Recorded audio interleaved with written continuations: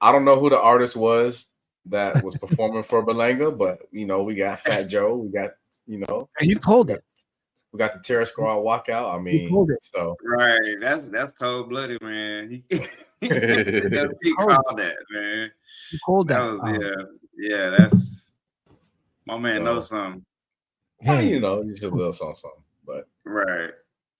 but let's dive into the fight, fellas. mhm. Was the expectation? Did it meet the outcome?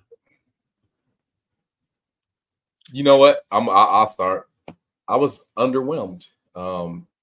It didn't meet my expectations. Honestly, I expected a slightly better performance from Berlanga. I Mm. expected him to put up a bigger fight. I didn't see that. He was on his bike.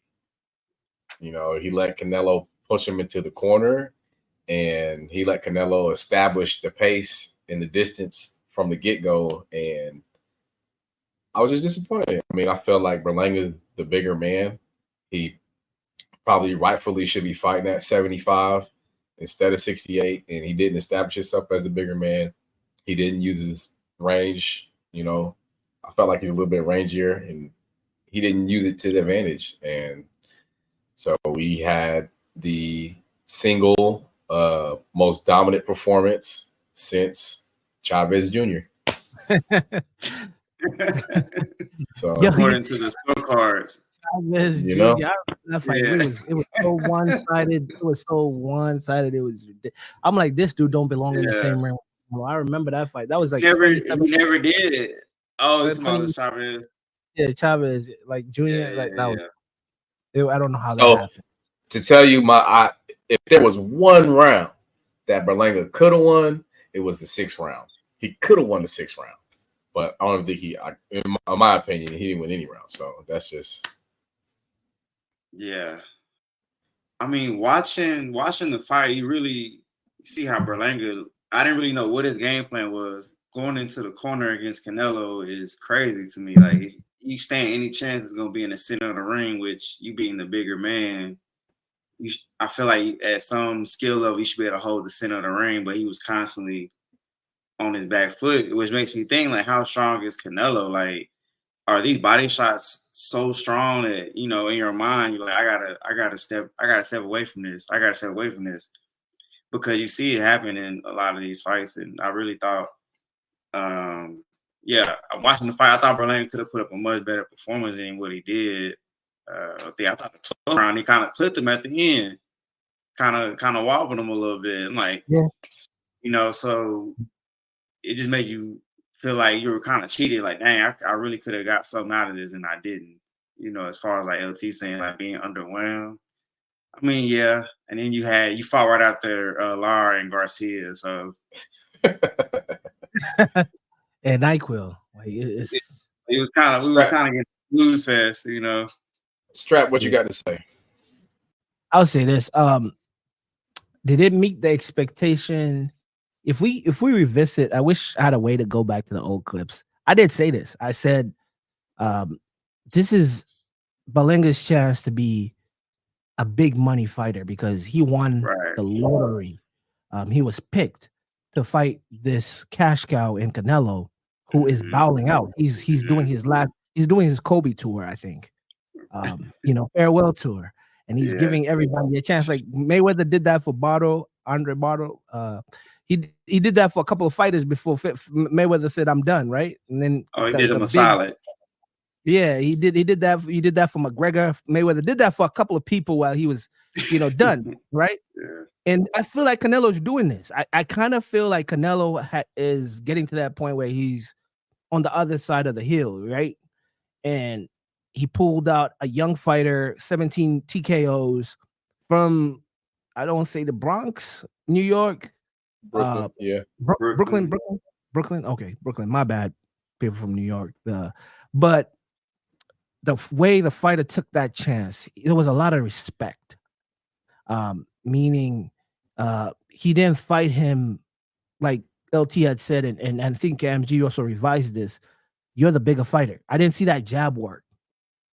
And also Canelo made Berlanga look like he's fighting a hologram. He could not touch Canelo. Like, I would see punches being busy, they were not touching. You guys see? You saw what I saw, right? Like it looked I like did. I will say that there was some moments where Berlanga showed great defense. I agree. But I agree. But in the same vein is that he was so focused on the defense, he wouldn't let the right hand go. And it was just like I said, and I text you guys, he's throwing meaningless punches. He wasn't sitting down on nothing. So, you know. So I was so intentional last night. It's like, sorry, go ahead, Cam. It's the hesitation. So I'm wondering like how strong is Canelo for real? Because something we feel like we see with our eyes that we should be able to see a right hand come from Berlanga like LT call for an uppercut because Canelo gives you a lot of high guard and he's leaning forward and you didn't see it. I'm thinking he's scared of the counter. Yeah. Because if he lets that right hand go, he's susceptible to a left hook that Canelo has just perfected at this point. Yeah. So it's like that psychological battle in that risk versus reward, like letting that right hand go because the one time he did, he got clipped in the third round and got dropped. So I'll tell you what though. I think it's that mind battle though that you see against Canelo's opponents. And so I guess I did omit this one fight there was also a dominant performance against the Charlo brother. I skipped over that one too. Right. Where he was on his bike for most of it. It was in survival mode.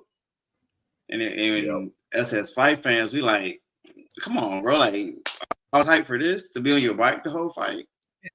And for the savvy boxing, the boxing fan who's savvy and knows about boxing, you already know Canelo is a master at setting traps. He knows how to walk you down, put you in awkward situations like Kam Gee said, and then hit you with a trap, whether it's a jab, check hook. He has a sneaky hook with his left, right? And that's the one that caught Berlanga in the third, if I remember. Yeah. And then Berlanga started like clapping. I don't know what he was doing on the floor. I'm like, get up, man. Like, or he had to maybe get his legs up, but he was like, hitting his boxing gloves together. Yeah. And I'm like, he made a mistake. Those little slips and the traps that Canelo gives you, because Canelo was not per se fighting like how we fought like a bigger Bivol, where he was not doubling up on a jab or check hooking, right? With after a jab, he was actually not respecting Berlanga's power at all and walking him down and letting Canelo traded. Berlanga did catch Canelo. I mean, he hit him flush a few times, but it didn't seem to phase Canelo. And the more I was watching that fight, I turned my phone off so I could take real notes on that fight, right? And I noticed, Berlanga is talking too much. Either something is happening, either he's felt what Canelo's power is like or something. But dude, if you're really in that flow state, you're not talking. You're not doing the whole back and forth. And weird enough, Canelo was inviting that and talking back. And I'm like, okay. Either Canelo is rattled or Canelo is like, this is a young pup. Let me give him a lesson right now and just dismantle him. And it was a clinic, man. You see, you heard in this corner, Berlanga's corner, it was like, man, come on, like, what's going on? You good? Like, what's up? We saw a back-to-back fight, Danny Garcia's dad, and then Berlanga's trainer was kind of like, are you there? Like, what's up? Yeah, that Danny Garcia fight broke my heart, but we'll talk about it later. Yeah. I just keep alluding to it. Before we move on, I just like, the Canelo cult, like, as long as he has this following, he has no obligation to give us a meaningful fight. Like, there's no pressure because they're just going to show up and support him his every move, and that's the casual. But that's the support of his country, So as long as he has that behind him, we're prisoners to this moment in history and boxing history. And I just wish that their champion holds your champion to champion status and champion expectations. Right. Because the governing bodies aren't doing it. Right. I'll tell you what, though. I give you this much. If you pay attention, that was for unification It was not for undisputed because he's already been stripped of one of the belts. So, but WBC's not gonna take that. He can do whatever he wants and keep the WC belt. In this phase of Canelo's illustrious career, do you think he's in God mode? Not God mode. Like I'm saying, like when Floyd was fighting, Floyd was more about you having a chance to be a household name or to pick up the mantle, be something, right? Do you think Canelo is in that phase of his fighting career like Floyd was, or is Canelo kind of capped because he's Mexican? He's a Mexican fighter, and he cannot get like that Floyd, bro. Like, Ever right now it's since all about the money. Do y'all remember the press conference where Canelo was like, payday, payday, payday? I believe he was, I feel like he was yelling at Berlanga. That was at one of his press conferences. We might have to go find that. But that lets you know right there that Canelo knows that these fighters that fighting him is a huge monumental payday. So just like LT said, he's going to get the support. He's going to set out the arenas. He's going to have the pay-per-view buys that keeps him on top until he faces, you know what I'm saying, formidable competition that can really challenge him. And as fans, that's what you want. You want guys that are, you know, daring to be great, because ultimately we're going to respect you. You will be remembered as a champion. Now, when we talk about Canelo, we'll always remember towards that later part of his career, he took fights to make money and you know, to pad the stats, so to speak. We'll remember that. So it's just, you know, he making his money though, I guess. Yep. Yeah. You know? Can't blame him.